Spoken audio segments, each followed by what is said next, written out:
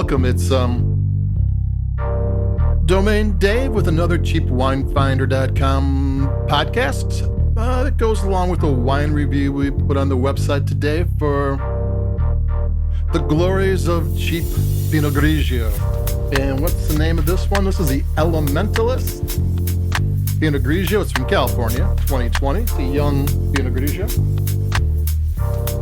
When you say young, it just means it didn't get a lot of aging. And if it didn't get a lot of aging, that means it's probably not going to age well itself. So take it home and drink it. You know, there's no reason to store it anyway, unless you think ALDI will run out of it, you love it, and you want to keep some around. And it's $6.99.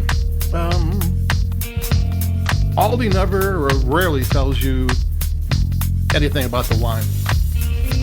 And they own the trademark. Elementalist is ALDI. If they ever want to change the supplier, they can keep this brand going year after year and get a following. And, you know, because wines do vary from vintage to vintage, you might never even know they changed the supplier. And the supplier can also change how they do things, too, to keep the cost where they want it to be. A company out of Hopland, California, which is up in Mendocino, made it. If you Google Hopland, you'll find a bunch of family-owned boutique wineries and one very large winery that does sustainably grown, budget-friendly wines, and they do pretty good at doing that. You know, I always don't want to say that they made the wine because they made this to ALDI specifications, but on the flip side, ALDI chose them because they have a track history in making really good value-priced Pinot Grigio. So, you know, so it's, while they didn't really make it, this is theirs, and most wineries, virtually all wineries, would never make a substandard quality wine just to sell it to a Trader Joe's, to an ALDI, to a Costco, and Costco would never take a substandard wine too. So there is some certainty in these store brands. I mean, especially the ones that you've had luck buying from. If there's a store that you just doesn't match up to your palate, well, that happens. But if you picked out a few wines and they're pretty good, and you know, then you're matching up the store. And matching up palates is one of the keys to buying wines and getting bargain wines. Finding who likes wines that you do and kind of seeing what they like. You know, then that's kind of wine community. That's why people talk. That's why wine has podcasts, because everybody wants to know, I like that wine that they like. I want to see what else they like, and so on and so on, and so it goes. And this is not at all like the Pinot Grigios of Alto Adige. Alto Adige is in northern Italy, north of Venice. It's up in the mountains. It's so far north that half the people up there speak German as much as they speak Italian. And it's the Napa Valley of Pinot Grigio. That's a proper way of saying things. The best wines for Pinot Grigio come from Alto Adige. The more expensive wines come from there, and they tend to be very tart and they have a lot of acidity and a lot of flavor, but ghostly flavors. They're detailed wines. This is friendly wine. I'm going to take a sip.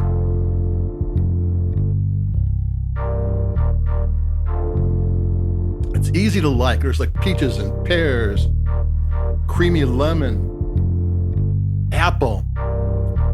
It's the acidity that makes you kind of smack your lip and take a sip before you even think about doing it. Your brain's going, I want more acidity, I want more acidity.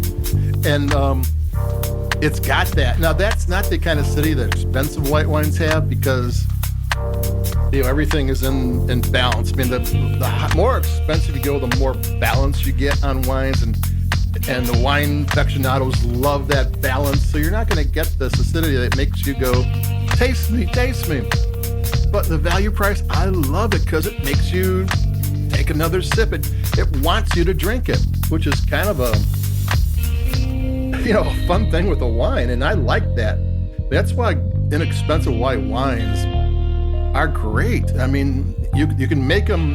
This is a young wine. They didn't go through a whole ton of production techniques. They didn't do all that. They picked some good grapes. They made the wine, aged it for a little bit, and now it's on the store shelves less than like 8 months since they picked it.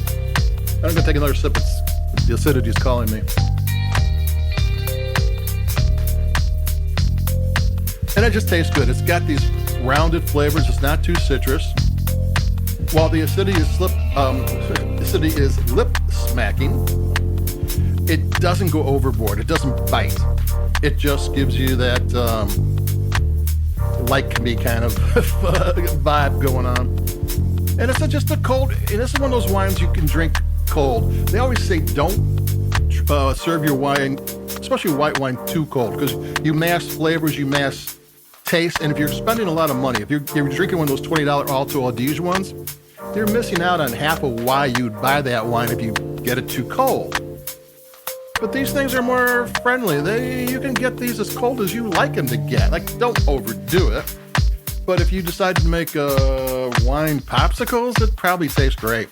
And you just, pull it out of the refrigerator, and it's hot outside, and it cools you off, and it works just fine. These are not fussy wines. These are just wines that you can just enjoy and have some fun with, and they taste great. So that's it for me. It's a $6.99 wine. It's always kind of funny that when you get an inexpensive wine, and nowadays inexpensive wines are almost uniformly good. I can't remember the last bad one I had. But if you really like it, it's fun to drink. It kind of gives you a little something that maybe you weren't expecting, even it was not a whole lot. You almost like them more than an expensive wine that gives you exactly what you were expecting.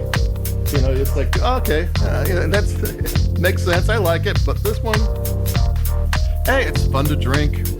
$6.99.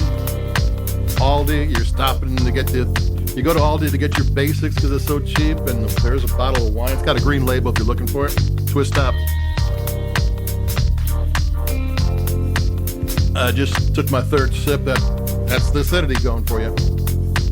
So there you go. This is Domain Dave, cheapwinefighter.com. Like us where you like your podcast. I think most people get it off the web. That's just fine with me as long as you keep listening, because I really appreciate it. And keep it cheap. Stay cool. Stay safe. And I'll be talking to everybody in a couple of days, because we always do. So bye-bye. Take it cheap and adios.